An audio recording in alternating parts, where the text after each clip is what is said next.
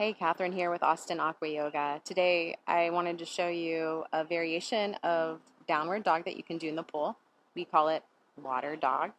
This is a great pose if you long to do downward dog on land, but maybe you can't anymore, maybe because of wrist pain or some other discomfort in your body. Maybe it's just too much load to bear on the shoulders or arms.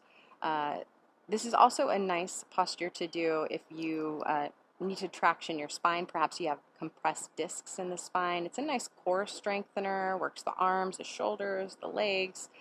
I recommend warming up your ankles, your wrists, stretching out the backs of your legs, your hamstrings, your calves before doing this, and also mobilizing the spine, maybe doing some cat-cow in the pool and warming up the shoulders too. You're going to be in chest depth water, and you're going to come on over to the pool.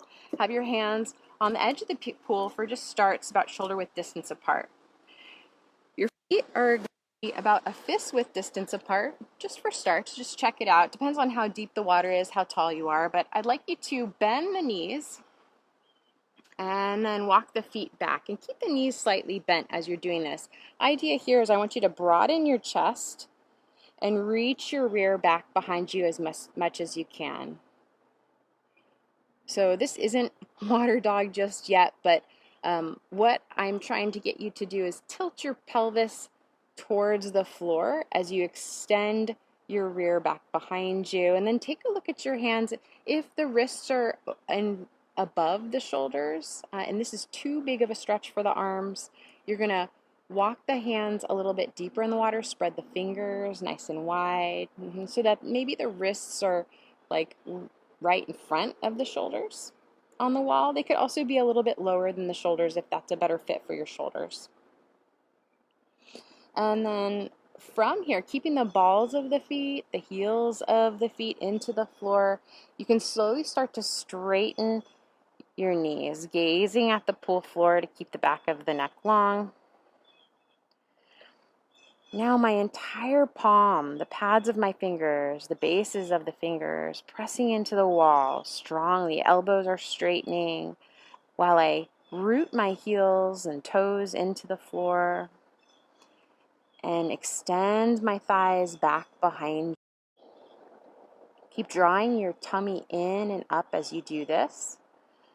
And so the idea is like you're kind of creating the shape of a capital L, but it's upside down basically, like a right angle with your body.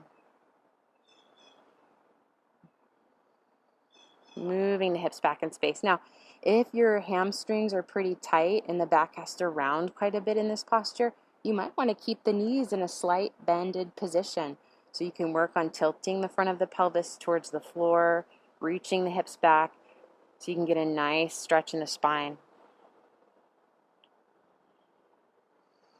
If you're just starting in this posture, I recommend having the wrists directly in front of the shoulders. If the pool is a bit more shallow, maybe the heels of the hands and can be on the wall above the water line. It just kind of depends on what is the shape of your pool. Take about 2 more slow breaths here, keeping a lot of length in the inner body. Out. Namaste.